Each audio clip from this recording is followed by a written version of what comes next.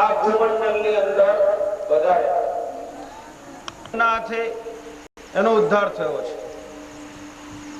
પણ વૈકુંઠમાં બધે જ ફરી પણ ત્યાં વિષ્ણુ હતા નહીં.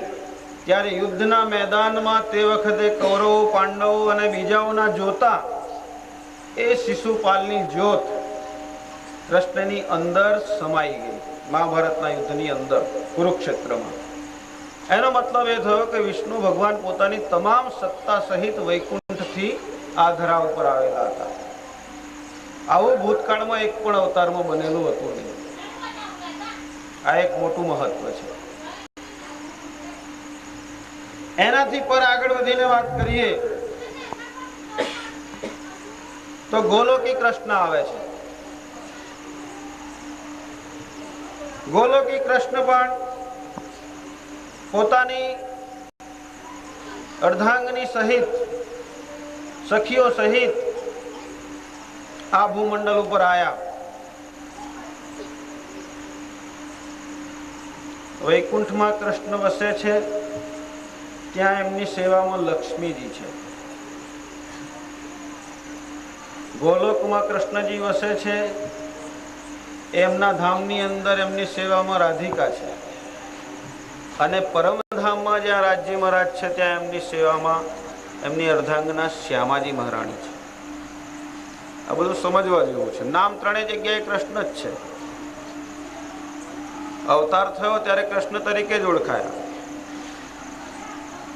પણ જ્યાં રાધિકાનું નામ આવ્યું અને ગોલોકનું નામ આવ્યું ત્યાં 3.5 કરોડ ગોપીઓ છે ગોલોક ધામની અંદર.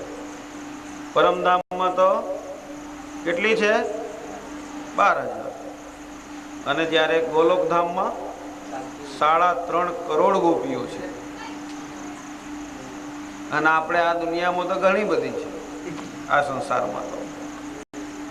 એટલે જેમ જેમ નીચે ઉતરો એમ વધતી જાય છે સંખ્યા,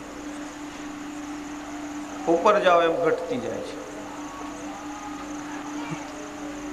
તો કૃષ્ણમાં એના અવતાર સાથેના બીજા ઘણા બધા કારણો છે કે ભાઈ જન્માષ્ટમીએ કૃષ્ણ અવતર્યા એની પાછળ કારણ શું છે, કૃષ્ણ જન્મ પાછળનું પ્રયોજનો શું છે.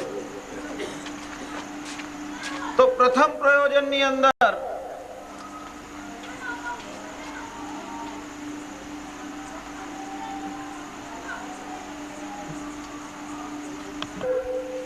વૈકુંઠની અંદર વિષ્ણુ ભગવાનને એવો નિયમ છે કે યદા યદા હિ ધર્મસ્ય ગ્લાનિર્ભવતિ ભારત અભ્યુત્થાનમ ધર્મસ્ય તદાત્માનમ સૃજામ્યહમ ધર્મ સંસ્થાપનાર્થાય સંભવામિ વિનાશાય ચ દુષ્કૃતમ.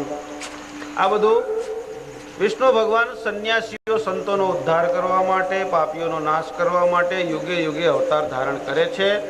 આ ભૂમિ ઉપર આવીને પુણ્ય અર્જિત કરે છે. પૃથ્વી ઉપર જ્યારે પાપ ખૂબ ફેલાઈ જાય ત્યારે વિષ્ણુ ભગવાનને આવવું પડે, પાપીઓનો નાશ કરે એટલે એમને પુણ્ય મળે, એમને પોતાને